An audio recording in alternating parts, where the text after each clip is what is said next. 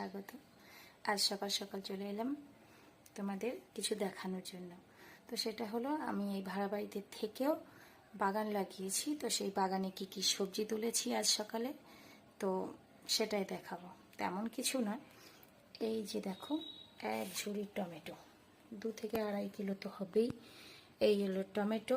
আর এই যে টমেটোগুলো দেখছো, এগুলো আগে থেকে তোলা, এগুলো ফ্রিজে ছিল, বার করেছি। কোনগুলো নরম বেশি হয়েছে সেগুলো নেব, আর বাদ বাকি আবার বেছে ফ্রিজে রেখে দেবো। আর এখানে দেখছো এই যে বেগুন, অনেকগুলো বেগুন হয়েছে। এর মধ্যে আরও বড় বড় হয় বেগুনগুলো, কিন্তু বেগুনগুলো পোকা লেগে যাচ্ছে, তাই জন্য বেগুনগুলো তুলে নিয়ে এলাম।